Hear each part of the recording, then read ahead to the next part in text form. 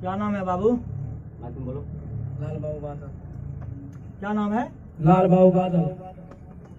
कहाँ से आए? करियो से। करियो से। हाँ। अच्छा, कैसा गाना है आपका? कौन गाना है? गा कर सुनाइए थोड़ा सा। गे छोरी छोटे उमर में गे जो बना तोहर कसला लागल छो। गे छोरिया छोटे उमर में गे जो बना तोहर फूल लागल छो। लागल नहीं छो, लागे छो। क्या बोलेगा? लागे छो। अच्छा ठीक है, ट्रैक दे तब। तो रेडी है ना? हाँ रेडी।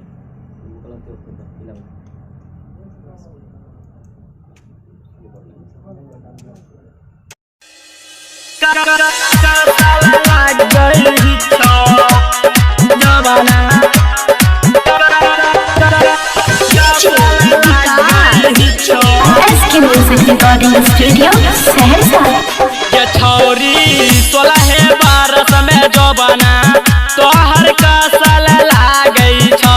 ये छोरिया 16 बरस में जो बना तोहर कसल लागई छो। जवन कसल लागई छो नीचे से धसल लागई छो।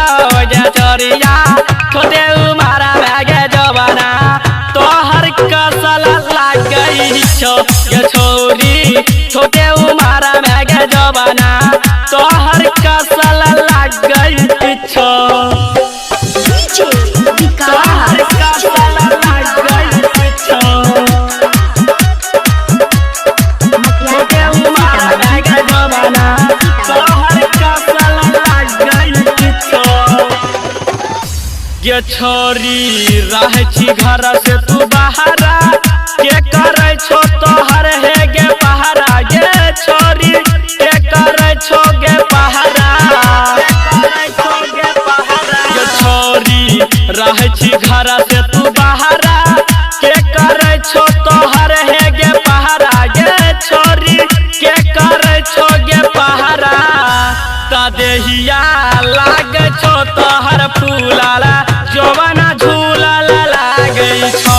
ये छोरिया 16 बरस में जवाना तोहर कसल लागई छो। तोहर कसल लागई छो। छोटे उमर में गे जवाना तोहर कसल लागई छो।